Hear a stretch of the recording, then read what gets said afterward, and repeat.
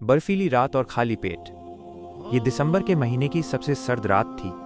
दिल्ली के एक कोने में एक टूटी फूटी झुग्गी में करीम और उसका परिवार ठंड से सिकुड़ रहा था।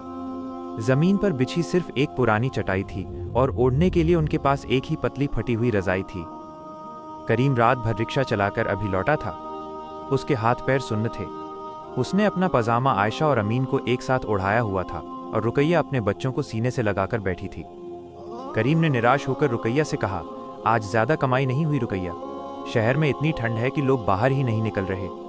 बच्चों के लिए कल सुबह कुछ गर्म खाने को भी नहीं बचा। रुकैया ने करीम के ठंडे हाथ अपने हाथों में लिए और हिम्मत देते हुए बोली, कोई बात नहीं, अल्लाह मालिक है, हमारी आजमाइश जरूर खत्म होगी। आप बस बच्चों को अपने पास ले लीजिए। बच्ची की मासूम दुआ। करीम बच्चों के पास लेट गया। आयशा, जिसकी आंखें खुली थीं, ने फुसफुसाकर अपने अब्बू से पूछा, अब्बू, क्या अल्लाह के पास भी इतने ठंड वाले मौसम होते हैं? करीम ने उदास होकर कहा, नहीं बेटा, अल्लाह के पास तो जन्नत है जहां सब कुछ अच्छा होता है। आयशा ने अपने छोटे से मुंह से धुआं निकालते हुए कहा, तो मैं अल्लाह से दुआ करूंगी कि हमें भी हमारे घर में थोड़ी सी जन्नत भेज दें ताकि हमें ये ठंड न लगे। इस मासूम दुआ को सुनकर करीम का दिल भर आया। उसने अपनी बेटी को कसकर गले लगा लिया। उसकी आंखों से आंसू बहने लगे।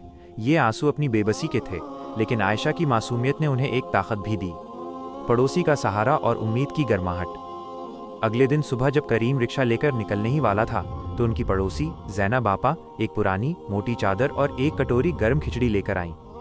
ज़ैनब आपा ने कहा, करीम भाई, मैंने देखा कि आपके बच्चे रात भर कांप रहे थे। मेरे पास ये चादर फालतू थी और ये गर्म खिचड़ी मैंने आयशा और अमीन के लिए बनाई है। करीम की आंखें भर आईं। वो ज़ैनब आपा के सामने सिर झुकाकर खड़ा हो गया। उसने देखा कि अल्लाह ने उनकी बेटी की दुआ सुन ली थी और किसी अनजान के जरिए उन्हें जन्नत राहत भेज दी थी। करीम को एहसास हुआ कि इस दुनिया में दौलत से ज़्यादा ज़रूरी इंसानियत और एक दूसरे का सहारा है।